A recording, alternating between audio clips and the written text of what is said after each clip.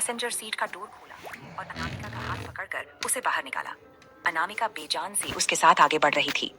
उसने किसी भी तरह की हरकत नहीं की थी कि वो अभिमन्यु के हाथ से अपना हाथ छुड़ाने की कोशिश भी नहीं कर रही थी, कुछ भी नहीं। बस वो अभिमन्यु के साथ एक कठपुतली की तरह चल रही थी।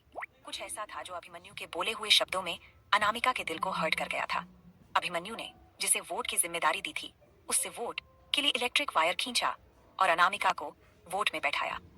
अनामिका चुपचाप जाकर बैठ गई। वे दोनों कुछ ही देर में अपने ग्लास हाउस में आ गए थे।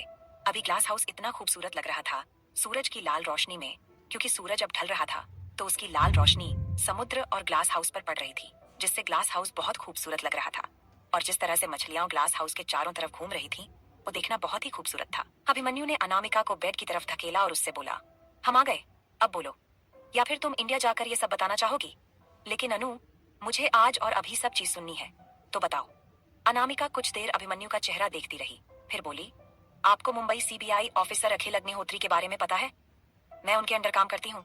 अखिल अग्निहोत्री, ये नाम सुनकर अभिमन्यु के मुंह पर जैसे चुप्पी सी छा गई थी, क्योंकि ये नाम अंडरवर्ल्ड की दुनिया वालों को बखूबी याद था, क्योंकि इस नाम ने अंडरवर्ल्ड के लोगों की नींद हराम कर रखी थी और अनामिका उसके अंडर काम कर रही थी। ये सुनकर अभिमन्यु हैरानी से उसे देख रहा था। फिर उसने कहा, तुम अखिल अग्निहोत्री के अंडर काम करती हो, इसका मतलब तुम भी एक सीबीआई ऑफिसर हो? तुमने मुझे धोखा दिया? तुम एक सीबीआई ऑफिसर होकर मेरी जिंदगी में आई?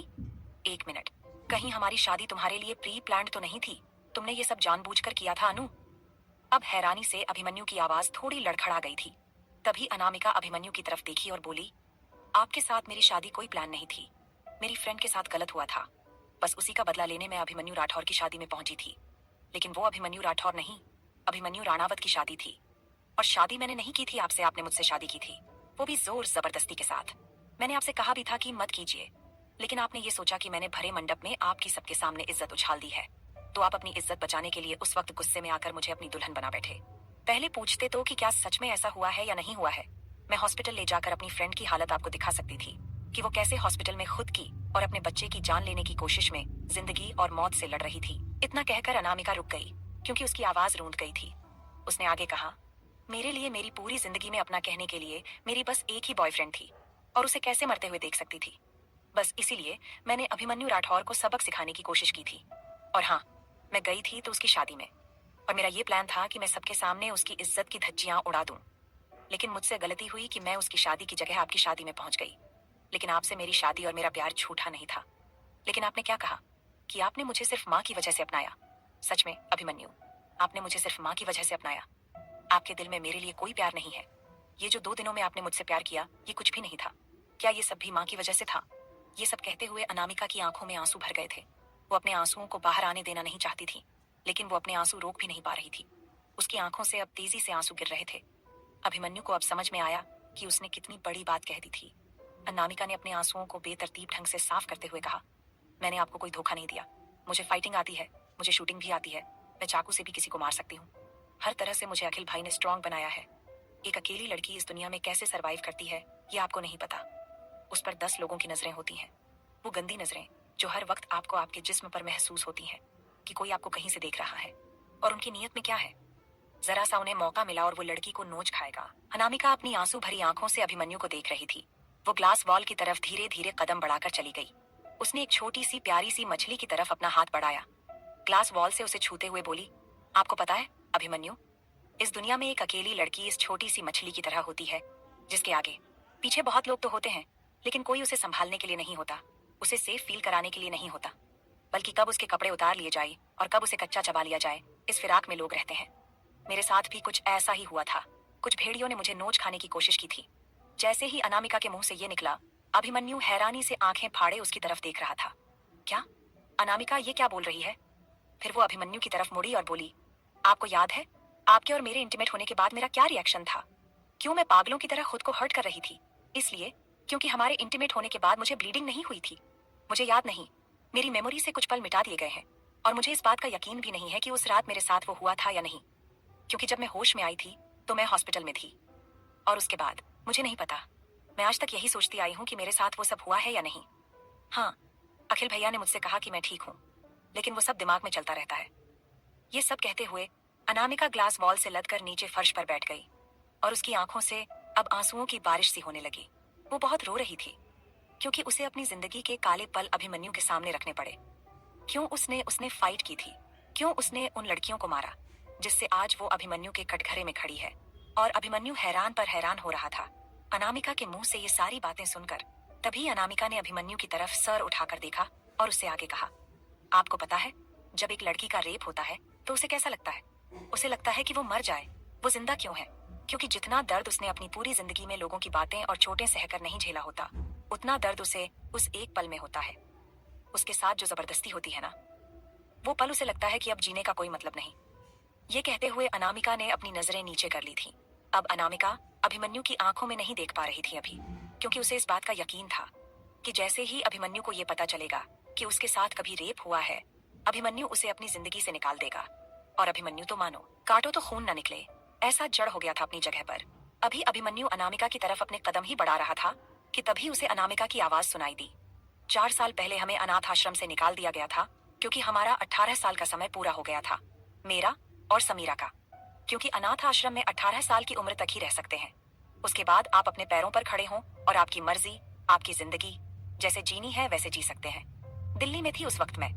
अनामिका के मुंह से ये सारे निकले हुए शब्दों को सुनकर अभिमन्यु को ऐसा लग रहा था कि अब कुछ उसके कानों को ऐसा सुनने को मिलेगा जो वो बिल्कुल भी सुनने की हालत में नहीं है। वही अनामिका अपनी नजरों को झुकाए अभिमन्यु को ये सब बता रही थी। अनामिका कुछ देर चुप रहने के बाद रुंधी हुई आवाज में बोली, मैं और समीरा एक दूसरे के साथ रह रहे थे। हमने एक कैफे में जॉब करना स्टार्ट किया था। कैफे की तरफ से हमें एक शेल्टर दिया गया था वहां रहने के लिए। एक दिन ऑनर के दूसरे कैफे में वेटर की कमी थी तो उन्होंने मुझे वहां भेज दिया था। और वो कैफे बहुत दूर था हमारे शेल्टर से। रात को वापस आते हुए बहुत ज्यादा टाइम हो गया था, करीब 12-30 बजे तक। लेकिन मैं खुश थी क्योंकि उस दिन कैफे में एक बहुत बड़ी पार्टी रखी गई थी और उस पार्टी ऑनर ने वेटर्स को बहुत अच्छी टिप दी थी और गिफ्ट भी। और हमारे कैफे के ओनर ने भी हमें हमारे काम से खुश होकर अच्छे पैसे दिए थे। मैं जब वापस आ रही थी तो समीरा से फोन पर बातें कर रही थी कि हमारी जो भी प्रॉब्लम है, हम उन पैसों से कुछ प्रॉब्लम तो सॉल्व कर सकते हैं। और हमने ये भी डिसाइड किया था कि हम एक नई फ्लैट ले लेंगे ताकि हमें शेल्टर में न रहना पड़े। अपना एक घर होने की खुशी जो होती है ना, वो किसी शब्दों में बयान नहीं की जा सकती। लेकिन शायद वो मेरी जिंदगी का सबसे काली रात थी। मैं जब वापस आ रही थी ना, तो कुछ आवारा लड़कों की नजर मुझ पर पड़ गई। मैं पूरे कपड़े पहने हुए थी, जीन्स और शर्ट। लेकिन कहते हैं ना, भेड़िए की नजर आपके अंदर तक घुस जाती है। मेरे साथ भी वैसा ही हुआ। फ्लैशबैक। अनामिका फोन पर बातें कर रही थी समीरा से। उसने कहा, सुना समीरा, इतने पैसे अब काफी हो गए हैं हमारे लिए। अब हम अपने लिए एक फ्लैट बुक कर सकते हैं। हम अपना घर खरीदेंगे यार, जहाँ एक छोटा सा आशियाना बनाएंगे। हर चीज तेरी और मेरी पसंद की होगी। हम एक फैमिली है ना। दूसरी तरफ से समीरा ने कहा, हम दोनों एक फैमिली हैं और जितना हम दोनों से एक दूसरे के लिए हो पाता है हम उतना करते हैं। और रात काफी ज्यादा हो गई है, तू जल्दी जल्दी घर आ जा, मुझे कुछ अच्छा नहीं लग रहा है। समीरा के ये कहने पर अनामिका ने हंसते हुए कहा, हाँ तो मुझे कौन सा रोड पर रहने का शौक है। घड़ी देख, तू आ रही हूँ। बस 10 मिनट की दूरी पर हूँ, जल्दी से पहुंच जाऊंगी। सुनना, तू कुछ अच्छा सा बना कर रख, मुझे बहुत जोर की भूख लगी है। मैं कैफे में कुछ नहीं खा पाई क्योंकि मुझे घर आने की जल्दी थी, नहीं तो पता है तुझे और टाइम लग जाता। तभी समीरा ने दूसरी तरफ से कहा, तो अच्छा रहता, कम से कम तू इस वक्त घर तो नहीं आती, वहीं कैफे में ही रह जाती। लेकिन इतने में समीरा और अनामिका का कनेक्शन टूट गया और दोनों ही अपनी अपनी तरफ से हेलो हेलो करने लगी। तभी अनामिका ने अपना फोन कान से हटाकर देखा तो उसका फोन स्विच ऑफ हो चुका था। उसने फोन को अपने सर पर मारते हुए कहा, ओ यार, इस फोन को भी अभी बंद होना था। ठीक है अनु, जल्दी जल्दी चल, अगर तू 2 मिनट भी लेट हुई ना पहुंचने में तो वो समीरा तेरा सर खा जाएगी और तुझे खाना भी नहीं मिलेगा, वो अलग। इतना कहकर अनामिका जल्दी जल्दी आगे बढ़ने लगी। लेकिन उसने ये तो ध्यान ही नहीं दिया था कि जब वो गली में एंटर की थी तो उसके पीछे कुछ लफंगे आवारा लड़के लग चुके थे। वो लड़के अचानक से अनामिका के आगे आ गए और बोले, ओह मैडम, इतनी रात को कहाँ जा रही हो, कहो तो हम तुम्हें घर छोड़ दें।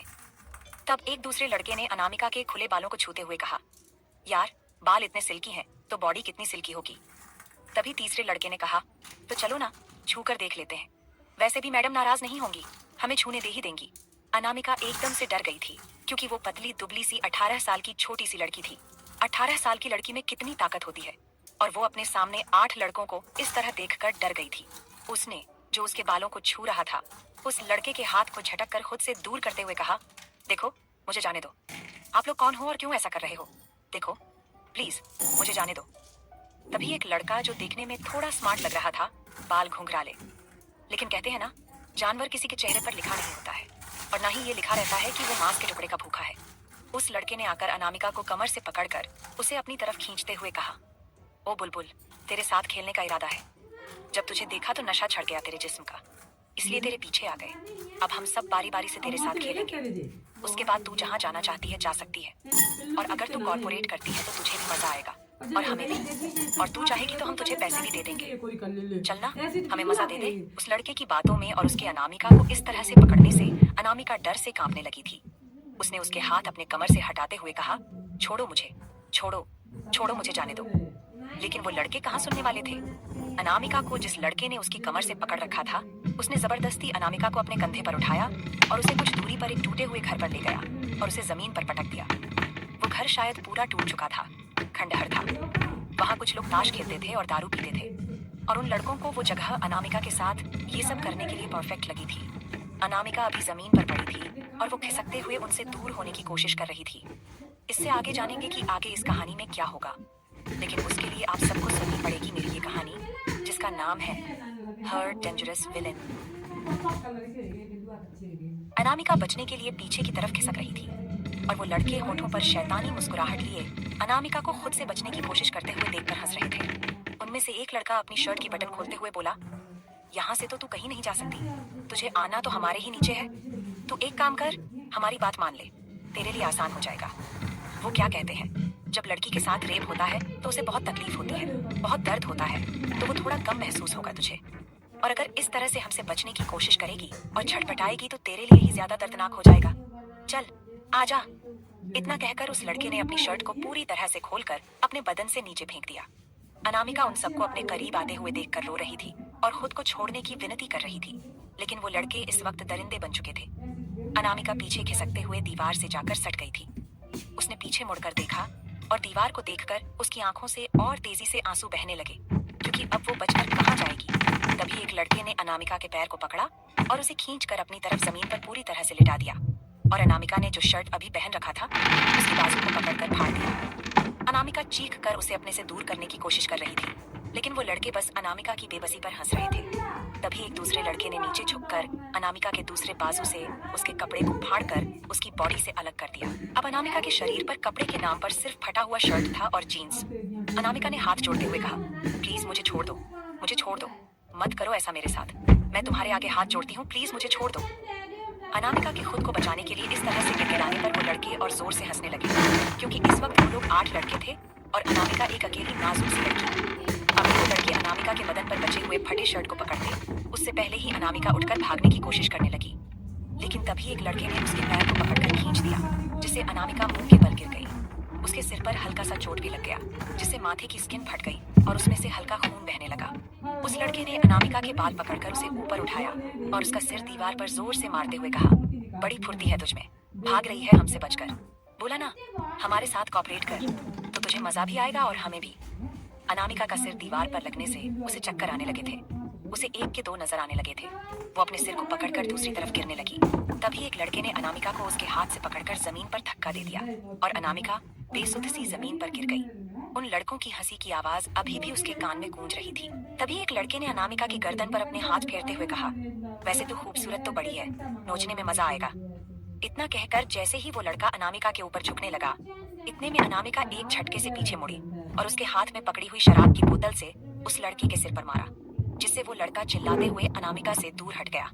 और बाकी के खड़े लड़के फटी हुई आंखों से अनामिका को देखने लगे, क्योंकि अनामिका के हाथ में शराब की बोतल कहाँ से आई उन्हें भी पता नहीं चला, क्योंकि जब उस लड़के ने अनामिका के पैर को पकड़कर नीचे खींचा था और अनामिका जो नीचे मुंह के बल गिरी थी, तो वहीं सामने पड़ी शराब की बोतल पर उसका हाथ पड़ा और उसने उस शराब की बोतल को कसकर अपनी मुट्ठी में दबा लिया।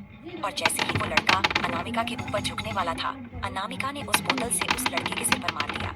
अनामिका को पता था कि अगर उसने खुद को बचाने की कोशिश नहीं की, हिम्मत नहीं दिखाई, तो आज उसे कोई नहीं बचा सकता, इसलिए उसने ये कदम उठाया और उस लड़के को शराब की बोतल से मारा। अभी अनामिका का सिर चकरा रहा था, उसे चक्कर आ रहा था, उसे ऐसा लग रहा था कि वो एक पल को नीचे गिर जाएगी। अनामिका ने लड़खड़ाती हुई आवाज में शराब की टूटी हुई बोतल उन लड़कों की तरफ दिखाते हुए कहा, मैं खुद को बचा पाऊं या ना बचा पाऊं ये बात की बात है, लेकिन अगर मेरे साथ कुछ करने की तुम लोगों ने कोशिश की तो ये टूटी हुई बोतल तुम्हारे अंदर घुसा दूंगी। अनामिका की आंखों में अब डर के साथ साथ एक अलग ही गुस्सा और आग नजर आ रही थी। उसकी आवाज भले ही कांप रही थी, पर शब्दों में ऐसी वार्निंग थी कि सामने खड़े लड़कों के चेहरे पल भर को सन्न रह गए। उन लड़कों ने एक दूसरे की तरफ देखा, जैसे पहली बार उन्हें एहसास हुआ हो कि ये लड़की इतनी भी कमजोर नहीं है जितना वे समझ बैठे थे। मैं कह रही हूँ, पीछे हटो, अनामिका ने बोतल को हवा में और ऊंचा उठाते हुए कहा। उसकी मुट्ठी इतनी कसकर बंद थी कि नाखून उसकी हथेली में धंस चुके थे। एक लड़का जो अब तक सबसे आगे बढ़ा हुआ था वो बोला, ओए छोड़ ना इसे, दिमाग फिर गया है इसका, देख तो कैसे कांप रही है। तभी वो लड़का जिसके सर पर अनामिका ने बोतल मारी थी, वो दर्द से कराहते हुए बोला, इस कमीनी को छोड़ना मत, इसने मुझे मारने की कोशिश की है। मुकुल, राय को अब इसे इसकी औकात दिखाओ। ये सब सुनकर अनामिका बुरी तरह से कांप रही थी और उसके हाथ में पकड़ी बोतल उसने उतनी ही मजबूती से पकड़ रखी थी, क्योंकि अनामिका को पता था मरना या जीना अब उसके हाथ में है। लेकिन अब अगर वो मारेगी तो किसी को मारकर ही मरेगी। उस लड़के की बात सुनकर बाकी के 7 लड़के अनामिका को एक साथ पकड़ने के लिए आगे बढ़े। तभी अनामिका ने कांच की बोतल को पकड़कर अपनी तरफ घुमाया और एक लड़का जो साइड से अनामिका को पकड़ना चाहता था, पूरी ताकत के साथ उसके गर्दन में घुसा दी। वो लड़का बिलख कर चीखने लगा, लेकिन अनामिका रुकी नहीं। वो जिधर घूम रही थी बोतल से उन लड़कों को मार रही थी। अनामिका इस तरह बोतल से 2-3 लड़कों को, कहीं किसी की जांघ पर तो किसी के सीने पर, कांच की बोतल घुसा चुकी थी। अनामिका को भी चक्कर आ रहे थे, लेकिन उसने उन्हें मारना नहीं छोड़ा, क्योंकि उसे पता था कि अगर वो ऐसा नहीं करेगी तो उसके सामने खड़े ये लड़के जो इंसान से हैवान बन चुके हैं, वो उसे कहीं का नहीं छोड़ेंगे। अनामिका उनसे 2 कदम पीछे हटते हुए बोली, जिसे मरना है वो आओ, और जिसे अपनी जान प्यारी है वो यहाँ से जाओ। लेकिन वो लड़के भी ढीठ और कमीने थे। उनमें से 2 एक साथ अनामिका के हाथ पकड़ने के लिए आगे बढ़े और पकड़ भी लिया। अनामिका खुद को बचाने के लिए छटपटा रही थी, लेकिन अब जैसे ही वो लड़के अनामिका को नीचे पटकने वाले थे, अनामिका ने उनके प्राइवेट पार्ट पर जोरदार लात मारी, जिससे एक लड़का जिसने अनामिका के बोतल वाले हाथ को पकड़ रखा था और उसकी बोतल को छीनने की कोशिश कर रहा था, वो दर्द से कराहते हुए दूर जाकर गिरा। वही जिस लड़के ने अनामिका के दूसरे हाथ को पकड़ रखा था, अनामिका ने उसके सर को पकड़कर दीवार पर जोर से मारा और उसके बाद उसके सर को 2-3 बार दीवार पर मारती ही गई। बाकी लड़के अनामिका का ये रूप देखकर आगे आने की हिम्मत ही नहीं कर पा रहे थे, क्योंकि जिस लड़की को वे लोग थोड़ी देर पहले कमजोर समझकर उसकी इज्जत लूटने की कोशिश कर रहे थे, अभी वो लड़की उन्हीं पर मौत बनकर मंडरा रही थी। अब तक अनामिका ने 5 लड़कों को घायल कर दिया था। बचे थे 3 लड़के और तीनों के तीनों ही फंदे थे। उनमें से एक ने अनामिका से कहा, ए लड़की, जा यहाँ से, जा, हम तुझे छोड़ रहे हैं। लेकिन अब अनामिका ये सोच रही थी कि अगर वो ऐसे ही चली गई तो ये लड़के उसकी जगह कहीं किसी और लड़की के साथ ऐसा न करते और किसी और लड़की की इज्जत खतरे में न आ जाए। अनामिका ने पास में पड़े नुकीले पत्थर को उठाया और उस लड़के के सर पर जोरदार मारा, जिससे उस लड़के का सर फट गया और खून बहने लगा। उस खंडार जैसे घर में जहाँ वो लोग अनामिका की चीखें सुनना चाहते थे, अब वहाँ उन लड़कों की चीखें सुनाई दे रही थी। अनामिका ने उसी पत्थर को दूसरे लड़के के गले पर 2-3 बार मारते हुए बोली, तुम जैसे लोग ही लड़कियों को देवी बनने पर मजबूर करते हो, वरना लड़की कभी माँ, बहन और बेटी, बीवी बनाकर सिर्फ मर्दों को प्यार करना चाहती है। लेकिन तुम लोग लड़कियों को हवस की नजर से देखते हो, इसलिए कई लड़कियां दुर्गा और काली का रूप लेकर तुम लोगों की मौत बन जाती है। अनामिका उन सबको मार रही थी। आज सही में अनामिका के अंदर देवी का वास हो चुका था। उनमें से एक लड़का जो भागने वाला था, उसे अनामिका ने बोतल फेंक कर मारी, जो बोतल उसकी पीठ में घुस गई और वो लड़का वहीं गिर गया। अनामिका ने जाकर उस बोतल पर अपना पैर रख दिया, जिससे वो पूरी बोतल ही उस लड़के के अंदर घुस गई और खून अनामिका के मुंह पर आ लगा। अनामिका इस वक्त बहुत भयानक लग रही थी। आंखों में गुस्सा, पूरा शरीर कांप रहा था और चेहरे पर खून के छींटे। अनामिका को खुद को भी चक्कर आ रहे थे। उसे ऐसा लग रहा था जैसे कि वो बस गिर ही जाएगी, लेकिन उसने उन लड़कों को छोड़ा नहीं। उसने उन लड़कों को बुरी तरह मारा था। 8 लड़के इधर उधर उस खंडहर जैसे बड़े से घर में खून से सने हुए पड़े थे और अनामिका उन सब के बीच में अपने सर को पकड़े हुए उन सबको देख रही थी। अनामिका ने जब देखा कि 8 लड़के अब इस हालत में नहीं है कि वे उसके साथ या किसी और के साथ ऐसा करें, तो वो खुद को उस खंडहर जैसे घर से बाहर निकालने की कोशिश करने लगी। तभी उसे सायरन की आवाज सुनाई दी। उसके आसपास पुलिस वैन थी, जो शायद उसकी तरफ ही आ रही थी। अनामिका ने ये सोचकर जल्दी से वहां से भागकर निकलने की कोशिश की, लेकिन तभी जिस लड़के की पीठ पर अनामिका ने बोतल घुसाई थी, उसके पास से अनामिका भागने की कोशिश कर रही थी। तभी उस लड़के ने झटके से अनामिका के पैर को पकड़ा और उसे खींच लिया, जिससे अनामिका एकदम से धड़ाम करके नीचे गिरी और उसके सर पर फिर से चोट लग गई। और अनामिका, जो पहले से ही चक्कर महसूस कर रही थी, उसकी आंखें बेहोशी की वजह से अब बंद होने लगी थी। लेकिन पुलिस सायरन की आवाज सुनकर अनामिका खुद को छुड़ाने की कोशिश कर रही थी, लेकिन वो लड़का भी अब अनामिका को छोड़ने के मूड में नहीं था। उसने कहा, बहुत दुर्गा और काली बनकर तूने हमें मार लिया, अब तू मजलूम बनाकर अपनी इज्जत गवाएगी। चाहे जो हो, तुझे जिंदा छोड़ूंगा नहीं। तुझे यहाँ से जिंदा बचकर जाने तो बिल्कुल भी नहीं दूंगा। ये कहकर उसने अनामिका के शरीर में बचे हुए फटे हुए शर्ट को पकड़कर खींचकर उसकी बॉडी निकालकर दूर फेंक दिया। और अब अनामिका सिर्फ एक स्पोर्ट्स ब्रा में थी और वो लड़का जबरदस्ती अनामिका के चेहरे को दूसरी तरफ मोड़कर उसके गर्दन को किस करने की कोशिश करने लगा और अनामिका चीखने चिल्लाने के साथ उसे खुद से दूर धकेलने की कोशिश कर रही थी। Flashback and.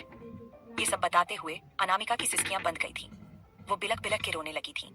वो जो ग्लास वॉल के पास घुटनों के बल बैठी थी, उसने अपने घुटनों को अपने सीने से लगा लिया था और वो बेतहाशा रो रही थी। उसके मुंह से तड़प भरी आवाज निकल रही थी और अब वो जमीन पर लेटने वाली थी कि अभिमन्यु ने जाकर उसे अपनी बाहों में थाम लिया। उसकी आंखों से आंसू साफ करते हुए बोला, कुछ नहीं हुआ बच्चा, कुछ नहीं, सोना देखो, मेरी तरफ देखो। लेकिन अनामिका उसकी तरफ नहीं देख रही थी, बस वो बिलख बिलख कर रो रही थी। उसने अभिमन्यु की शर्ट को बहुत जोर से पकड़ लिया और रोते हुए बोली, बहुत दर्द हुआ था, अभी बहुत उन लोगों ने मुझे बहुत तड़पाया था, मैंने उन्हें मार दिया था लेकिन खुद को ना बचा सकी थी। ये कहते हुए अभिमन्यु के सीने से लगी अनामिका जोर जोर से रोने लगी। अनामिका अभी भी सिसकियों से रो रही थी और उसकी सिसकियां सुनकर अभिमन्यु को गिल्ट फील हो रहा था। ये सोचकर कि अगर उसने अनामिका से ये सवाल नहीं किया होता तो अनामिका वो सब कुछ याद नहीं करती, और अगर वो ये सब कुछ याद नहीं करती तो वो इतनी बुरी तरह से रोती भी नहीं। अभिमन्यु सोच रहा था कि वो अनामिका से पूछने के बजाय खुद क्यों नहीं ये सब पता लगा पाया। उसे ये सब खुद से पता लगाना चाहिए था ताकि अभी अनामिका इस तरह से रोती तो नहीं। उसे बहुत बुरा लग रहा था अनामिका के लिए। उसने अनामिका के बाल और गाल को सहलाते हुए कहा, अनु बच्चा, रोना बंद करो, कुछ भी नहीं हुआ था तुम्हारे साथ, ठीक है? और अगर कुछ ऐसा हुआ भी था तो भी मुझे फर्क नहीं पड़ता। तुम मेरी हो, मेरी वाइफ हो, मेरी सांसें चल रही हैं अब तुमसे। जब से तुम्हें प्यार किया है ना, मन करता है सिर्फ तुम में ही डूब जाऊं। अनु प्लीज बच्चा, मेरी बातों पर ध्यान दो। लेकिन अनामिका कुछ भी नहीं बोल रही थी, वो सिर्फ रो रही थी। अभिमन्यु समझ नहीं पा रहा था कि वो क्या बोले जिससे अनामिका रोना बंद कर दे।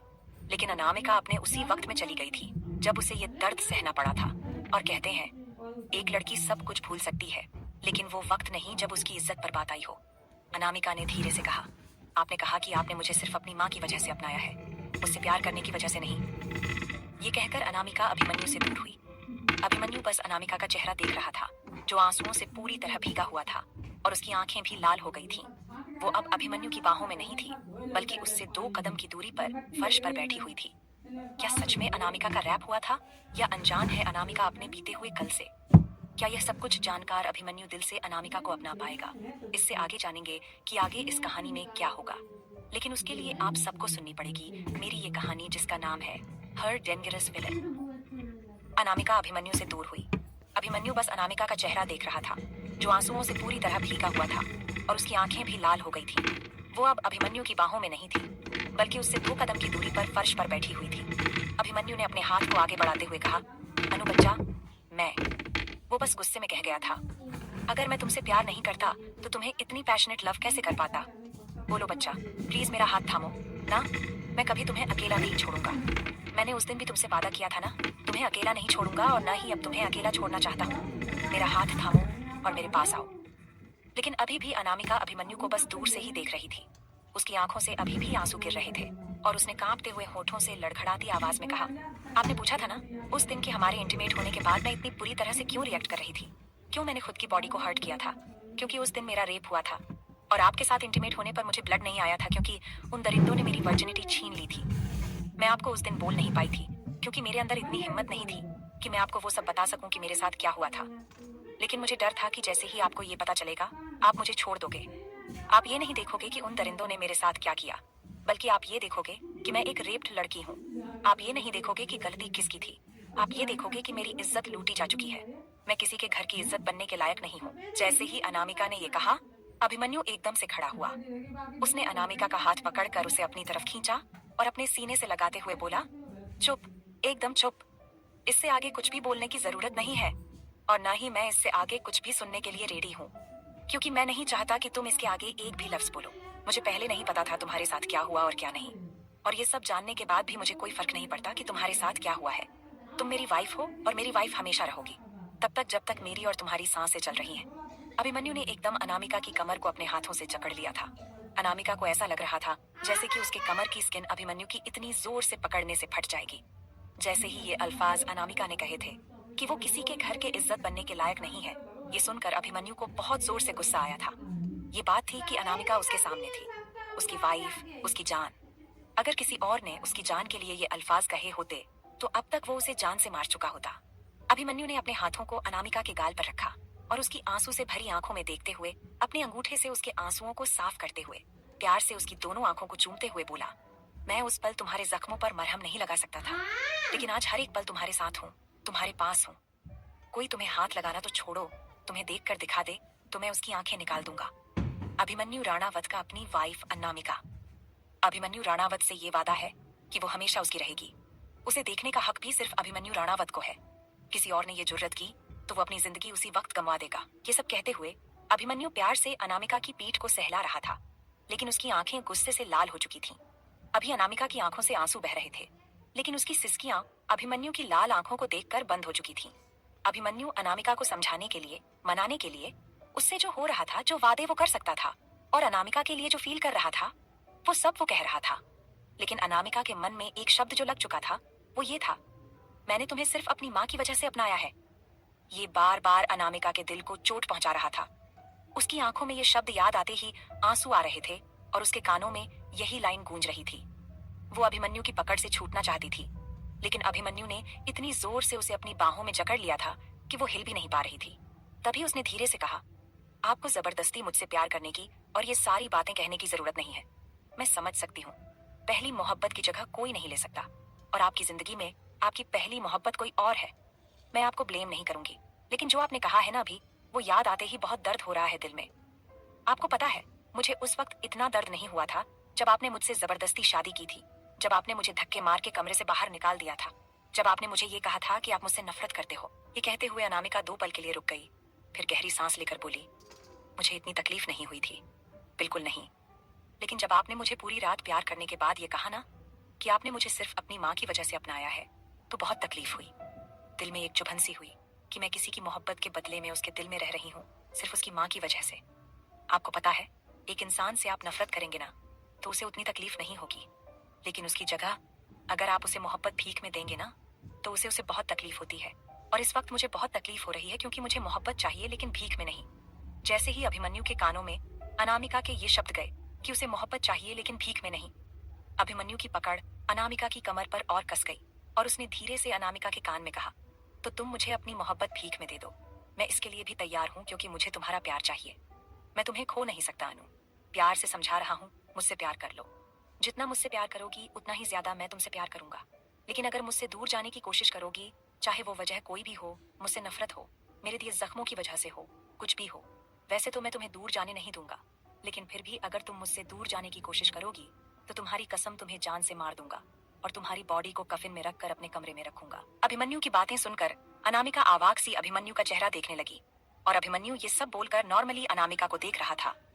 अनामिका की आंखें अब उसे हैरानी से देख रही थीं और उसकी आंखों से आंसू नहीं बह रहे थे, वो बंद हो चुके थे। जहां नॉर्मली ऐसी सिचुएशन में इंसान प्यार से पुचकार करके अपने पार्टनर को संभालता है, वहां अभिमन्यु अनामिका को सीधा जान से मारने की धमकी दे रहा था। अनामिका ने अभिमन्यु के सीने पर मुक्के से मारते हुए कहा, आप मुझे प्यार से नहीं समझा सकते थे? ऐसे कौन धमकी देता है? तभी अभिमन्यु ने अनामिका की कमर पर अपनी पकड़ कसते हुए उसके सर को अपने सीने पर रखते हुए कहा, प्यार से तो समझाया तुम्हें, लेकिन तुम समझ ही नहीं रही हो। मन में गुस्सा था तो बोल दिया जान, लेकिन इसका मतलब ये नहीं कि तुमसे प्यार नहीं करता। बहुत प्यार करता हूँ, लेकिन अगर तुम मुझसे दूर जाने की कोशिश करोगी तो अपने हाथों से तुम्हें मार दूंगा, क्योंकि तुम्हें किसी और के करीब जाते मैं नहीं देख सकता। अभिमन्यु राणावत को अपनी मोहब्बत अपनी बाहों में अच्छी लगती है, किसी और की बाहों में नहीं। जो चीज मेरी है वो सिर्फ मेरी होनी चाहिए और मेरे पास होनी चाहिए, समझी? चलो एक एग्जाम्पल देता हूँ। मैं जिससे प्यार करता था वो उस वक्त बहुत छोटी थी, करीबन 7 से 8 साल की, और वो कहाँ गई, क्यों गई, मुझे पता नहीं चला, क्योंकि उस वक्त मैं भी 12-13 साल का रहा होऊंगा। अगर मुझे पता होता वो कहाँ गई तो उसे सबसे छीन कर अपने पास लेकर आता, लेकिन मुझे नहीं पता वो कहाँ गई। लेकिन मैं तब भी उतना ही जिद्दी था और आज भी उतना ही जिद्दी हूँ, और आज तुमसे बेइंतहा प्यार करता हूँ और तुम्हें अपना बना चुका हूँ। तो अगर तुम मुझसे दूर जाने की कोशिश करोगी तो तुम्हें मार दूंगा, और बोला ना कफिन में रख के तुम्हें अपने कमरे में रखूंगा। तो तुम्हें मेरी बाहों में रहना है या कफिन में सोना है? बोलो, दोनों चॉइस है तुम्हारे पास। अनामिका मुंह फुलाकर फिर से रोने लगी। अभिमन्यु को अनामिका के मन से वो सारी बातें निकालनी थीं जिससे वो रो रही थी, घबराई हुई थी, चाहे वो जैसे भी निकालना था। उसके माइंड को डाइवर्ट करना था और वो अभिमन्यु ने कर दिया था। अब अभिमन्यु तिरछी मुस्कान मुस्कुरा रहा था। उसने अपने मन में कहा, क्या करूं? तुम ऐसे तो मान नहीं रही थी, इसलिए धमकी देना पड़ा। बट आई प्रॉमिस माई जान, जिसने ये सब करने की कोशिश की थी ना, उसे जान से मार दूंगा। और अब मुझे समीरा से बात करनी है, क्योंकि जो चीज तुम्हें याद नहीं है वो चीज शायद समीरा को पता हो। और बाकी रहा अखिल अग्निहोत्री, वो बाकी की बातें बताएगा। और तुम्हारी लाइफ से जुड़ी बातें मैं समीरा की जबान से सुनना चाहूंगा। अब समीरा इंग्लैंड आएगी। कुछ देर तक अभिमन्यु अनामिका को अपनी बाहों में थामे हुआ था। उसके बाद उसने अनामिका को खड़े खड़े ही अपने गोद में उठाया और उसे लेकर कमरे से बाहर जाने लगा।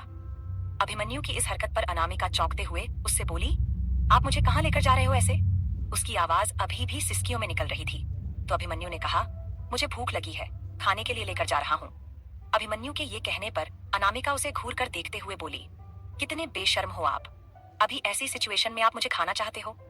अनामिका के ये कहने पर अभिमन्यु अजीब नजरों से उसे देखते हुए बोला, वाइफी, सुबह से तुमने और मैंने कुछ भी नहीं खाया है, और इतनी देर से तुम रो रही हो तो तुम्हें भी भूख लगी होगी। तो अभी मैं तुम्हें किचन में लेकर जा रहा हूँ। किचन में खाना बनाएंगे और खाएंगे, तो तुम मेरी खाना बनाने में हेल्प करोगी। अभिमन्यु की पूरी बात सुनकर अनामिका ने मुंह बनाते हुए कहा, मुझे खाना बनाना नहीं आता। उसके ये कहने पर अभिमन्यु उसे घूर कर देखते हुए बोला, तो इंडिया में किचन में मेरी माँ के साथ डांस करती हुई क्या तुम्हारा भूत खाना बना रहा था? चुपचाप से खाना बनाना होगा अभी तुम्हें, ठीक है? क्योंकि मुझे भूख लगी है। अभिमन्यु अब तक अनामिका को अपनी बातों में उलझाए हुए किचन में लेकर आ गया था। उसने अनामिका को किचन में नीचे उतारा और फ्रीज में रखे वेजिटेबल्स निकालकर सिंक पर रखकर धोया। उसके बाद अनामिका के सामने चॉपर रखकर कहा, इसे कट करो। अनामिका चुपचाप खड़ी रही तो अभिमन्यु उसके पीछे आया, उसके हाथ में नाइफ पकड़ाया और उसके पीछे खड़े होकर उसी से सब्जियां कटवाने लगा। लेकिन अनामिका की बॉडी फ्रेग्रेंस उसे पागल कर रही थी। अभिमन्यु ने अपना चेहरा अनामिका की गर्दन पर रखा और अपने गर्म सांस छोड़ने लगा। अनामिका अभिमन्यु के ऐसा करने से हड़बड़ा गई और वो उससे दूर हटते हुए बोली, क्या कर रहे हो आप? मुझे छोड़ो आप। लेकिन अभिमन्यु अब कहाँ रुकने वाला था। उसने अनामिका की कलाई पकड़ी और उसे खींचकर अपने आगे खड़ा किया और उसके हाथों में सब्जी पकड़ाकर उससे बोला, चुपचाप से सब्जी कट करो। और उसके बाद वो अनामिका की गर्दन में वापस से अपना चेहरा छुपाकर धीरे धीरे उसकी गर्दन पर अपने होंठ चलाने लगा। अनामिका सिहर रही थी। वो अभिमन्यु को रोकना चाहती थी, लेकिन रोक नहीं पा रही थी। और अभिमन्यु, वो चाहता था कि अभी जो कुछ भी हुआ था वो अनामिका के दिमाग से पूरी तरह से निकल जाए। और इसलिए अभी वो अनामिका को किचन में लेकर आया था, ताकि अनामिका उन दोनों के लिए खाना बनाए और उसका मन पूरी तरह से डाइवर्ट हो जाए। लेकिन अब वो खुद अनामिका की बॉडी फ्रेग्रेंस से अपना कंट्रोल खो रहा था। उसे मन कर रहा था कि वो अनामिका को कमरे में लेकर जाए और उसे बेड पर पटक कर उसके ऊपर चढ़ जाए और उसे बहुत सारा प्यार करे। कुछ ही देर में अनामिका ने जल्दी जल्दी सब्जियों को कट कर दिया और अभिमन्यु के आगे से हटते हुए बोली, सब्जियां कट गईं? वो अभिमन्यु की नजदीकी से डर रही थी, क्योंकि अभी थोड़ी देर पहले ही अभिमन्यु ने उसे जान से मारने की धमकी दी थी और अभी वो इस तरह से उससे प्यार जता रहा था। अभिमन्यु अनामिका को वापस से अपने करीब खींचना चाहता था, लेकिन उसने ऐसा नहीं किया। उसने एक पतीला उठाया और उसने एक ड्रम से आटा निकाला, उसमें नमक डाला और अनामिका को आगे खड़ा करके उसके सामने पानी की बोतल रखते हुए कहा, सब्जी कट गई है तो आटा भी गूंथ दो, मुझे रोटियां खानी है सब्जी के साथ। अनामिका धीरे धीरे करके आटे पर पानी डालकर आटा गूंथने लगी, लेकिन उसे क्या पता था कि अभिमन्यु क्या करना चाहता है। अभिमन्यु एक बार फिर से अनामिका के पीछे आ गया। उसने अनामिका की कमर पर अपने हाथ रखे और उसके बालों को अपनी राइट हैंड की इंडेक्स फिंगर से दूसरे साइड गर्दन पर किया और उसकी गर्दन को अपने होठों से छूने लगा। इससे अनामिका की पूरी बॉडी कांप रही थी। अनामिका ने थोड़ा सा साइड होते हुए कहा, मत करो ना ऐसा, प्लीज मुझे छोड़ दीजिए।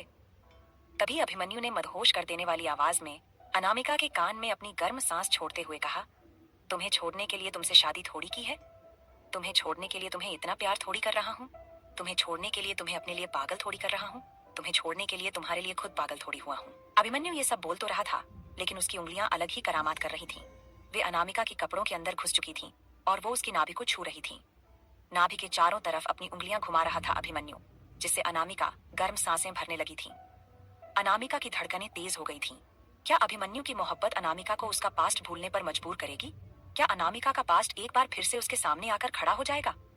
इससे आगे जानेंगे कि आगे इस कहानी में क्या होगा।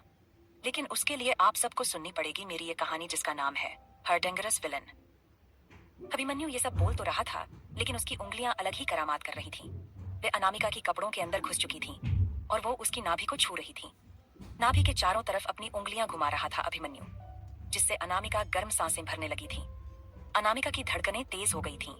उसने अपना सिर अभिमन्यु के कंधे पर रख दिया था और अनामिका धीरे से अभिमन्यु से बोली, अभी मैं इन सब चीजों के लिए अभी रेडी नहीं हूँ, प्लीज मत कीजिए ना ऐसा। जब अभिमन्यु ने अनामिका के मुंह से ये सुना कि वो अभी इन सब चीजों के लिए रेडी नहीं है, तो उसने एकदम से खुद को अनामिका से अलग नहीं किया। उसने धीरे से अनामिका की गर्दन को चूमा और उसके कान में बोला, तुम रेडी नहीं हो? कोई बात नहीं, मैं तुम्हें अपने लिए रेडी कर दूंगा। इतना कहकर अभिमन्यु अनामिका के पीछे से हट गया। अनामिका चुपचाप खड़ी थी। उसकी सांसें अब भी तेज चल रही थीं और उसके दिल की धड़कनें तो जैसे किचन की दीवारों से टकरा रही थी। अभिमन्यु ने उससे कुछ नहीं कहा, लेकिन उसकी आंखों में अब भी एक अजीब सी पागलपन नजर आ रहा था, जैसे वो अनामिका के साथ बहुत कुछ करना चाहता है, लेकिन अनामिका की वजह से उसे खुद पर कंट्रोल करना पड़ रहा था। वो धीमे कदमों से सिंक के पास गया, पानी लिया और अपने चेहरे पर डाला। शायद खुद को ठंडा करने की कोशिश कर रहा था, क्योंकि अनामिका को इस तरह से छूने से गर्म तो वो भी होने लगा था। अनामिका उसकी हर हरकत को देख रही थी। उसका दिल अब भी डर और चाहत के बीच झूल रहा था। उसने धीरे से पूछा, अभी आप नाराज तो नहीं हुए ना? अभिमन्यु ने उसकी तरफ देखा, फिर मुस्कुराते हुए उसके पास आया और उसके चेहरे को थामकर उसके माथे को चूमते हुए बोला, तुम्हारी मर्जी के बिना कुछ नहीं करूंगा वाइफी। उसने हल्के से कहा, लेकिन तुम्हें अपने प्यार में इस तरह बसा लूंगा कि तुम खुद को भी भूल जाओगी और फिर कभी मुझसे दूर जाने का ख्याल भी नहीं आएगा। क्योंकि अनामिका को यह याद था कि उसके दूर जाने वाली बात कहने पर अभिमन्यु ने उसे जान से मारने की धमकी दी थी और ये भी कहा था कि वो उसे मारने के बाद कफिन में रखकर अपने कमरे में रखेगा। अनामिका उसकी बातों पर कुछ नहीं बोली। उसके गाल थोड़े गुलाबी भी हो गए थे, लेकिन उसने खुद को संभाला।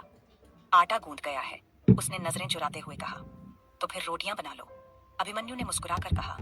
तब तक मैं सब्जी बना लेता हूँ। वहीं दूसरी तरफ इंडिया में अर्ली मॉर्निंग 5 o'clock समीरा के फ्लैट पर काफी देर से डोरबेल बजने की आवाज हो रही थी, जिससे समीरा, जो गहरी नींद में सो रही थी, उसकी आंखें खुल गईं। बार बार डोरबेल बजने की वजह से वो इरिटेट होते हुए खुद से बोली, ये इतनी सुबह कौन आ गया? और क्या इसके उंगलियां डोरबेल से चिपक गया है जो ये डोरबेल से अपनी उंगली नहीं हटा पा रहा है? जो भी होगा ना, मैं उसका सर फोड़ दूंगी अभी जाकर। वो झटके से उठी, लेकिन उसे अपने पेट में हल्का सा दर्द हुआ, तो उसने जल्दी से अपने पेट पर हाथ रखा और कहा, सो सॉरी बेबी, मम्मा जल्दीबाजी में आपका ख्याल रखना भूल गई। सॉरी सॉरी बेबी, मम्मा धीरे से चलकर जाएगी, ठीक है? ये कहकर समीरा बेड से उतरी और स्लीपर पहनकर वो बाहर गई। दरवाजे के पास पहुंचकर उसने की होल से झांक कर सामने देखा तो उसके डोर पर नमन खड़ा था। समीरा चौंक गई। वो डोर से पीछे हटते हुए खुद से बोली, ये नमन सर मेरे घर क्यों आए हैं? और वो भी इतनी सुबह और इतनी बेताबी के साथ ये डोरबेल क्यों बजा रहे हैं? क्या हो गया है? तभी उसे अनामिका की याद आई और उसने खुद से बड़बड़ाते हुए कहा, कहीं अनामिका को तो कुछ नहीं हुआ? हे भगवान, अनामिका! उसने इतना कहा और जल्दी से उसने दरवाजा खोला और नमन को कुछ भी कहने का मौका दिया बिना बोली, अनामिका को कुछ हुआ है क्या? अनामिका ठीक तो है? आप इतनी सुबह मेरे घर क्यों आए हैं? ये सब समीरा ने एक सांस में कह दिया था। अभी समीरा नींद से उठकर आई थी, लेकिन उसके बावजूद भी उसका चेहरा बिल्कुल फ्रेश और खिले हुए गुलाब की तरह लग रहा था, जिसे देखकर नमन बस देखता ही रह गया था। समीरा एक के बाद एक सवाल किए जा रही थी, लेकिन नमन, वो तो उसे देखने में इस कदर खोया हुआ था कि उसे समीरा की एक भी बात सुनाई नहीं दी थी। तभी समीरा ने उसके कंधे पर अपना हाथ रखा और उसे हिलाते हुए बोली, नमन सर, आप ठीक हो? आप यहाँ इतनी सुबह क्यों आए हो? अनामिका ठीक तो है ना? उसे कुछ हुआ तो नहीं है? कहाँ है अनामिका? तभी नमन अपनी सेंस में वापस आते हुए समीरा से 2 कदम दूर हुआ और उससे बोला, अनामिका बिल्कुल ठीक है। तुम्हें जो पैक करना है तुम पैक कर लो। मॉर्निंग 8:00 हमारी लंदन की फ्लाइट है। हम अभी लंदन के लिए निकल रहे हैं। नमन की बात खत्म होते होते समीरा का मुंह खुला का खुला रह गया। उसने धीरे से खुद में ही बड़बड़ाते हुए कहा, अभी 8:00 की फ्लाइट से मैं नमन सर के साथ लंदन जाऊंगी। पर क्यों? फिर उसने नमन की तरफ देखा, जो उसके बड़बड़ाने से उसे अजीब नजरों से देख रहा था। समीरा अभी भी वहीं पर वैसे ही खड़ी थी, जिसे नमन अजीब नजरों से देख रहा था। समीरा नमन की यूं देखने से हड़बड़ा गई, लेकिन नमन ने उसे कुछ कहा नहीं और वो तुरंत समीरा को साइड हटाकर घर के अंदर चला गया। समीरा हैरानी से नमन को देख रही थी कि वो बिना उसके अंदर बुलाए उसके घर के अंदर कैसे जा सकता है। समीरा उसके पीछे पीछे आई। अभी वो अपना मुंह खोलती, उससे पहले ही नमन ने कहा, 1 कप कॉफी मिलेगी? जब तक मैं कॉफी पीता हूँ तुम अपनी पैकिंग कर लो, क्योंकि हमारे पास ज्यादा टाइम नहीं है, हमें अभी निकलना है। समीरा मुंह खोलने ही वाली थी कुछ कहने के लिए कि नमन ने फिर से उससे कहा, तुम्हारे पास कोई ऑप्शन नहीं है। तुम्हें मेरे साथ इंग्लैंड जाना है और तुम्हें इंग्लैंड बॉस ने बुलाया है, तो चुपचाप से जाकर अपनी पैकिंग करो। और अगर पैकिंग नहीं करनी है तो ये जो तुमने नाइट सूट पहना है ना मिस डोरेमोन, तो जाकर इसे चेंज करके आओ, या फिर ऐसे ही जाना है तो चलो। नमन के मिस डोरेमोन बोलने से समीरा अपने नाइट सूट को देखने लगी। उसने इस वक्त पजामा और कुर्ता पहना हुआ था जिस पर डोरेमोन बना हुआ था। नमन की बातों से समीरा का मुंह बन गया था और उसने कहा, ठीक है, जा रही हूँ। ये कहकर वो किचन की तरफ चली गई। उसने नमन के लिए 1 कप कॉफी बनाई और कुछ देर में वो कॉफी लेकर आई तो नमन वॉल के सामने खड़ा वॉल पर लगी बड़ी सी अनामिका और समीरा की पिक्चर देख रहा था। समीरा ने उसके आगे कॉफी रखते हुए कहा, सर, आपकी कॉफी। लेकिन एक बात बोलूं सर, ऐसे ही किसी के घर में बेधड़क नहीं घुसा जाता है। पहले सामने खड़े हाउस ओनर से इजाजत लेनी पड़ती है कि क्या मैं आपके घर के अंदर आ सकता हूँ। समीरा की बातों पर बिना ध्यान दिए नमन ने कहा, चुपचाप से जाकर रेडी होकर आओ, वरना ऐसे ही उठाकर ले जाऊंगा। उसकी बातें सुनकर समीरा मुंह बनाकर चली गई। लेकिन समीरा के जाने के बाद नमन मुस्कुरा उठा और उसने कॉफी का एसाइप लिया। उसे बहुत अच्छी लगी कॉफी, तो उसने कहा, वाओ, नाइस कॉफी। समीरा अपने कमरे में चली गई थी और अब नमन कॉफी का एसाइप लेते हुए पूरे हॉल को एक्सप्लोर कर रहा था। हॉल के वॉल पर समीरा और अनामिका दोनों की कई बड़ी बड़ी पिक्चर्स लगी हुई थीं, जिनमें कहीं समीरा को अनामिका तंग कर रही है, तो कहीं अनामिका और समीरा हंस रही है, खेल रही थी। कहीं तो उनके एडवेंचर पार्क की फोटोज थीं, जहां दोनों मस्तियां कर रही थीं। उन सबको देखते हुए नमन को बहुत अच्छा लग रहा था कि वो आज समीरा के घर आ पाया, नहीं तो ये सब तो वो कभी देख ही नहीं पाता। फ्लैशबैक। नमन आराम से अपने कमरे में मुलायम बिस्तर पर सो रहा था जब उसका फोन रिंग करने लगा। उसने नींद में फोन उठाकर देखा तो उसमें अनुराग लिखा हुआ आ रहा था। सुबह के 4:00 बजे थे। अचानक से इतनी सुबह अनुराग का फोन आने से नमन जल्दी से उठकर बैठ गया और उसने कॉल रिसीव करते हुए कहा, क्या हुआ, इतनी सुबह कॉल कर रहा है? कोई प्रॉब्लम हुई है क्या? तेरी तबीयत ठीक है? एंजल कैसी है? क्या हुआ एंजल को? एक के बाद एक सवाल करने से अनुराग बोला, ठहर जा, थोड़ी सांस ले ले, उसके बाद सवाल करना या मुझे तेरे सवाल का जवाब देने दे, उसके बाद आगे कुछ पूछना। नमन ने गहरी सांस छोड़ते हुए कहा, ठीक है, अब बोल, पहले ये बता एंजल कहाँ है और कैसी है? अनुराग जो अपने घर पर बेड पर था, उसने अपने बगल में सोई एंजल को देखते हुए उसके सिर को प्यार से सहलाते हुए कहा, मेरे पास है, बगल में है, आराम से सो रही है। उसकी बातें सुनकर नमन चैन की सांस लेते हुए बोला, तू ठीक है? अनुराग ने कहा, हाँ, मैं बिल्कुल ठीक हूँ, मुझे क्या होगा? अनुराग के ये कहते ही नमन ने उस पर चिल्लाते हुए कहा, साले कमीने, जब एंजल ठीक है, तू ठीक है, तो इतनी सुबह कॉल करने की क्या जरूरत थी? सुबह 10:00 के बाद ऑफिस आने ही वाला हूँ, तब तू बात नहीं कर सकता था? क्या हो गया, मैं इतनी अच्छी नींद में सो रहा था, सपने देख रहा था तुझसे, मेरा सपना देखना बर्दाश्त नहीं हुआ क्या? तभी अनुराग ने कहा, पहले मेरी पूरी बात सुन, उसके बाद अपना मुंह खोल। सुबह के 8:00 बजे की लंदन की टिकट बुक की है। तू समीरा को लेकर लंदन के लिए निकल रहा है। अभिमन्यु का मैसेज आया था कि समीरा कल तक लंदन में उसके सामने होनी चाहिए। अचानक से अभिमन्यु ने समीरा को लंदन बुलाया है। ये सुनकर नमन ने पूछा, कुछ हुआ है क्या? ये अचानक समीरा को अभिमन्यु लंदन क्यों बुला रहा है और तू मुझे क्यों भेज रहा है? तभी अनुराग ने कहा, अभिमन्यु का मैसेज मुझे आया है, लेकिन मैं जा नहीं सकता क्योंकि मैं एंजल को नहीं छोड़ सकता और मुझे कल इंपॉर्टेंट मीटिंग भी अटेंड करनी है। रोहित है नहीं, वो आउट ऑफ टाउन गया हुआ है, तो अब बचा तू, तो तुझे ही बोलूंगा ना। अब इतने सारे सवाल करना छोड़ और जाकर समीरा को लेकर निकल लंदन के लिए, क्योंकि तुझे पता है अभिमन्यु जो कहता है वो वक्त पर पूरा होना चाहिए, वरना वो तुझे, मुझे और रोहित किसी को नहीं छोड़ेगा। नमन अभी भी आधी नींद में था। उसने जम्हाई लेते हुए कहा, ठीक है यार, चला जाऊंगा। ये खुद तो हनीमून पर गया है, लेकिन हमें चैन से सोने नहीं दे रहा है। चल ठीक है, तू एंजल का ध्यान रखना, मैं निकलता हूँ समीरा के घर के लिए। इतना कहकर नमन ने फोन कट कर दिया था। Flashback and. वहीं दूसरी तरफ इंग्लैंड ग्लास हाउस में अभिमन्यु और अनामिका दोनों किचन में थे। अनामिका रोटियां सेक रही थी और अभिमन्यु सब्जियां बना रहा था, लेकिन उसकी नजरें अनामिका पर थीं। तभी भाप के लगने से अनामिका की उंगली लाल हो गई और उसके मुंह से एक चीख निकल गई।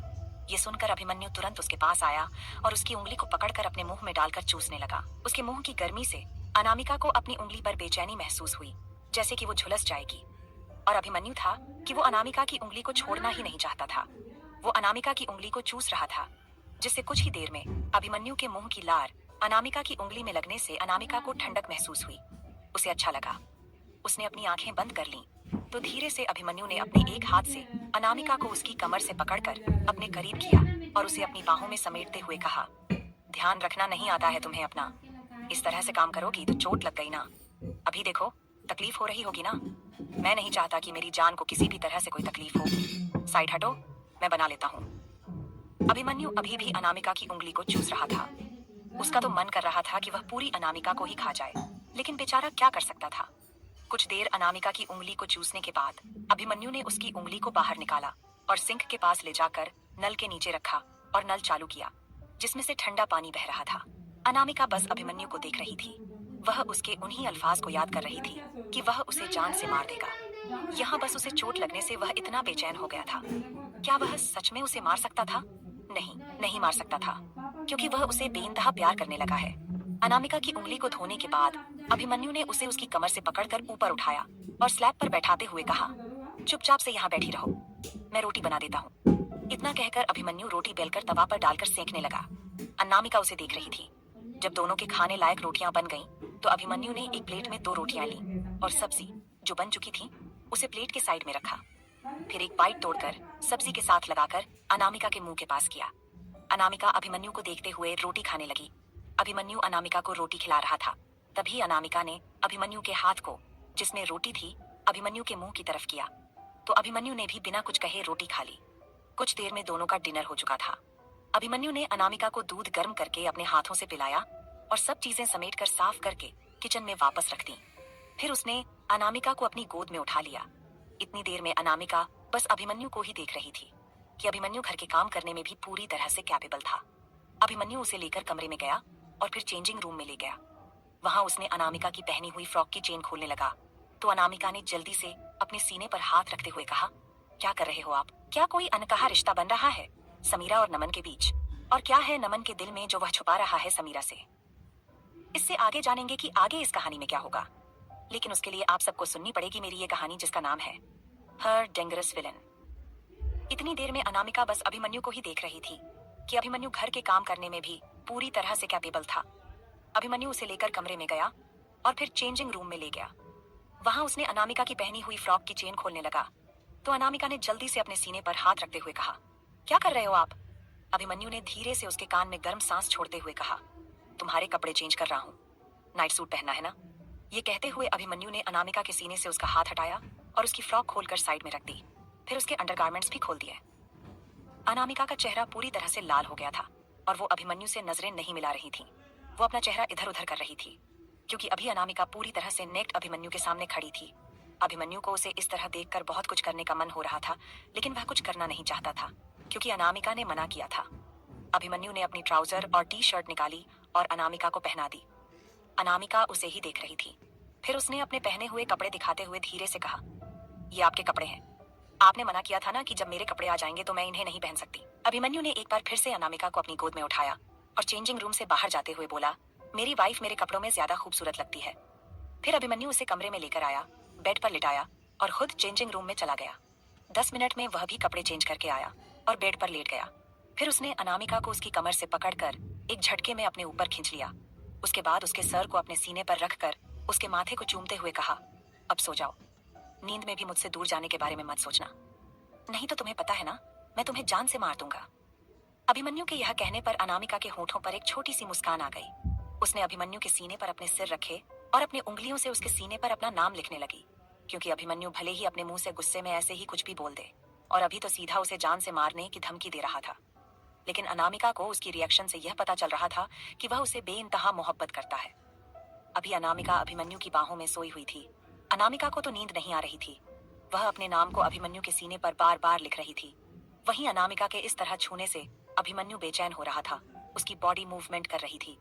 तभी अभिमन्यु ने झटके से अनामिका के हाथ को पकड़ा और उसे लेकर बेड पर पलटते हुए उससे बोला, जान, ऐसा मत करो कि तुम्हारे मना करने के बाद भी मैं खुद को रोक ना पाऊं, क्योंकि अगर ऐसा हुआ ना तो तुम मुझे ही बाद में ये बोलोगी कि मैं तुम्हारी बातें नहीं सुनता हूँ।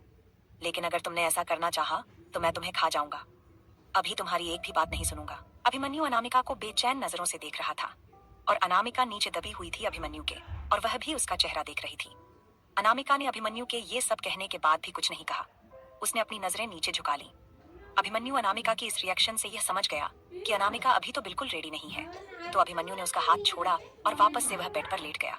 तभी अनामिका उठकर बैठी और बेड से नीचे उतरने लगी।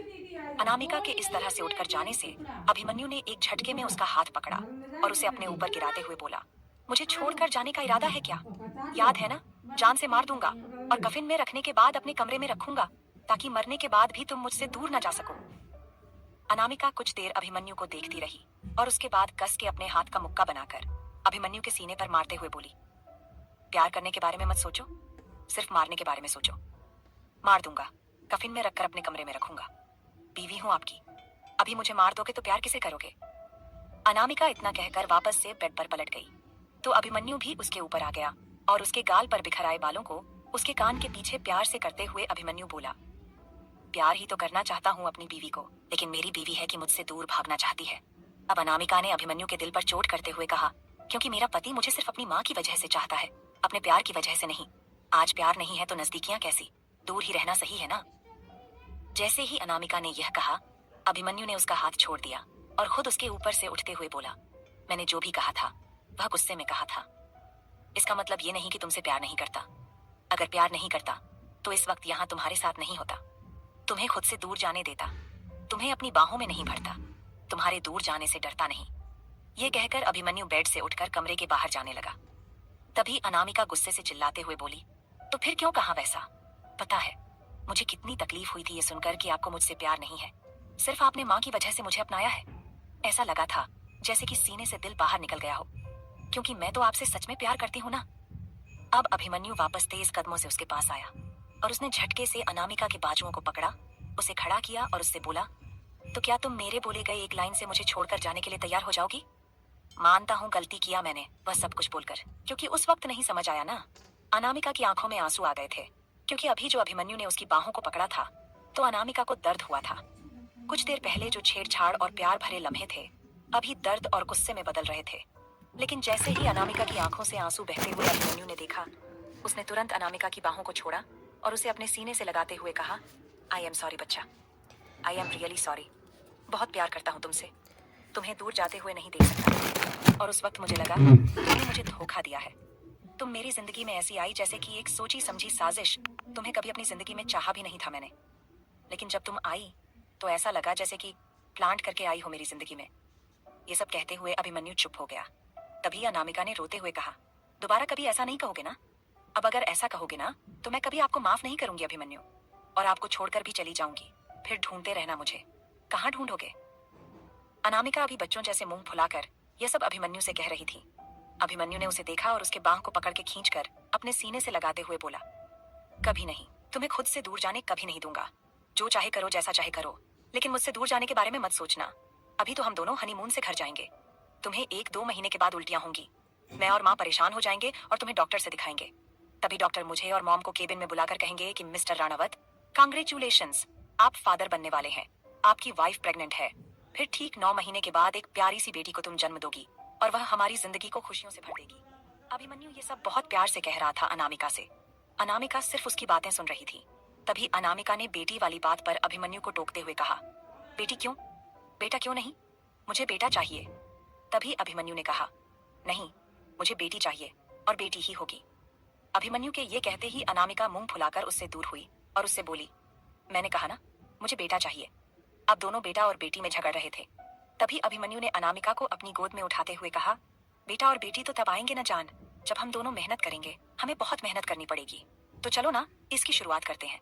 हम इतनी मेहनत करेंगे कि जल्दी से जल्दी मॉम के गोद में उनका एक छोटा सा नन्हा सा राजकुमार या राजकुमारी दे दें, जिसके साथ मॉम खेल सके और उसे बहुत सारा प्यार कर सके और तुम्हें अकेला छोड़े ताकि तुम मुझे प्यार कर सको।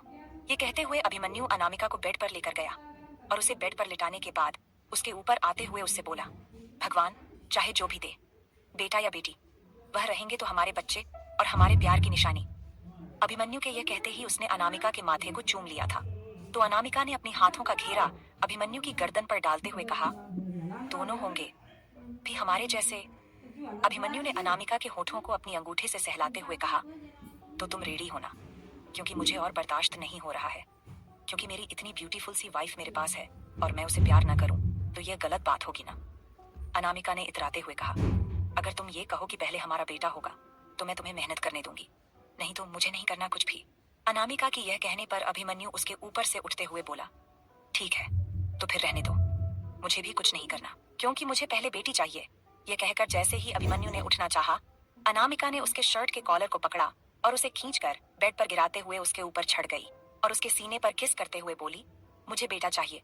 अब अनामिका एकदम जंगली बिल्ली की तरह अभिमन्यु के सीने पर बाइट कर रही थी और किस कर रही थी। वहीं अभिमन्यु बस उसकी हरकतें देख रहा था।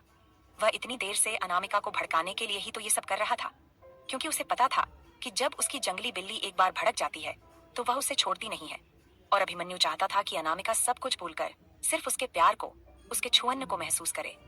अनामिका सब कुछ भूलकर सिर्फ अभिमन्यु की छुअन्न को महसूस करे। अभी अभिमन्यु यह सब सोच ही रहा था कि उसके मुंह से एक तेज चीख निकली और उसने दर्द को काबू करते हुए अपनी नजरें उठाकर अनामिका को देखने लगा, जो उसके चेस्ट पर, उसके निप्पल पर बाइट कर रही थी। अभिमन्यु ने अपनी आंखें कस के बंद की और अनामिका से सर्द लहजे में बोला, अनु, क्या कर रही हो? इतनी जोर से कोई बाइट करता है क्या? ये लव बाइट नहीं है। अनामिका ने अभिमन्यु का दर्द से भरा चेहरा देखकर मुस्कुराकर अपने सिर को नीचे झुकाकर अपनी जुबान से उस जगह को लिक करते हुए अभिमन्यु से कहा, I know my dear hubby, ये लव बाइट नहीं है, पर ये मेरी बाइट है। जितना आज आपने मुझे रुलाया है ना, मैं आपको उतना ही तड़पाऊंगी। अब इतना कहकर अनामिका ने फिर से अभिमन्यु की सीने पर जोरदार बाइट किया, जिससे अभिमन्यु को दर्द तो बहुत हुआ, लेकिन उसने अपनी मुठ्ठियां कस ली और खुद को चिल्लाने से रोका। ये देखकर अनामिका के होठों पर एक तिरछी मुस्कुराहट आ गई और उसने अब जगह जगह अभिमन्यु की बॉडी पर किस और बाइट करना शुरू कर दिया। वह भी लव बाइट जैसा हल्का नहीं, बल्कि जोरदार बाइट कर रही थी। अनामिका के ऐसा करने से अभिमन्यु को बहुत दर्द हो रहा था, लेकिन फिर भी उसने अनामिका को नहीं रोका। अनामिका भी मुस्कुराते हुए अभिमन्यु को बाइट कर रही थी, लेकिन अनामिका जितना अभिमन्यु के सीने पर बाइट कर रही थी, उतना ही ज्यादा अभिमन्यु की डिजायर्स बढ़ते जा रहे थे। अनामिका की अभिमन्यु की पूरी बॉडी में किस करने से अब अभिमन्यु की बॉडी में मूवमेंट शुरू हो चुकी थी और वह अपनी बॉडी में सेंसेशन फील भी कर रहा था। तभी अभिमन्यु ने अनामिका से कहा, अनु, आई फील डैट। अनामिका के सांसें भी भारी हो चुकी थी, क्योंकि इतनी देर से जो वह अभिमन्यु के साथ कर रही थी, इससे उसकी बॉडी में भी मूवमेंट शुरू हो चुकी थी। वह अभिमन्यु के सीने पर अपना सिर रखे हुए बोली, मुझे भी फील हो रही है। अनामिका की यह कहते ही अभिमन्यु ने उसे झटके से अपने ऊपर से गिराकर नीचे किया और उसके ऊपर आते हुए उसके दोनों हाथ पकड़कर उसके सर के ऊपर अपनी एक हाथ में जकड़ते हुए उससे बोला, अब मैं कंट्रोल नहीं कर सकता, प्लीज बच्चा रोकना मत। इतना कहकर अभिमन्यु ने अपने होंठ अनामिका की गर्दन पर रख दिए। वह उसके बालों और गर्दन के बीच अपना चेहरा छुपाकर उसकी गर्दन को अपने होठों से छू रहा था, जो अनामिका को सेंसेशनल फील हो रही थी। अनामिका के मुंह से एक सिसकी निकली और उसने अपनी आंखें बंद कर लीं। वहीं अभिमन्यु ने अपने एक हाथ से अनामिका के पेट को छूना शुरू कर दिया। वह उसके पेट पर अपने हाथ फेर रहा था और उसकी नाभि पर अपनी लिटिल फिंगर पुट ऑन रख रहा था, जो अनामिका को बेचैन कर रहा था। अनामिका अपना हाथ अभिमन्यु के हाथ से छुड़ाना चाहती थी, लेकिन अभिमन्यु ने इतनी जोर से उसके हाथ को पकड़ रखा था कि वह खुद को हिला भी नहीं पा रही थी। और अभिमन्यु अभी पूरी तरह से अनामिका के ऊपर सवार था।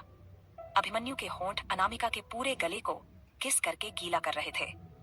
कुछ ही देर में अभिमन्यु ने अनामिका की गर्दन पर काटकर पूरी तरह से लाल कर दिया था। ऐसा लग रहा था जैसे अनामिका ने कोई रंग अपनी गर्दन पर लगा लिया है। अभिमन्यु उसकी गर्दन पर किस करता हुआ नीचे आया और उसके क्लीवेज पर किस करने लगा। अब अभिमन्यु ने जोर से अनामिका की क्लीवेज पर बाइट किया, जिससे अनामिका की चीख निकली और वह थोड़ा सा ऊपर उठ गई, जिस पर अभिमन्यु ने मुस्कुराते हुए कहा, अभी तो यह शुरुआत है जान, अभी से तड़प उठी। तुम इतनी देर से मुझे तड़पाती रही, अब तुम तड़पोगी, पर मैं अपनी जान का ख्याल रखूंगा कि उसे मेरे लिए ज्यादा तपड़ना ना पड़े। गाइस, यहाँ लिंक देने का कोई फायदा नहीं है।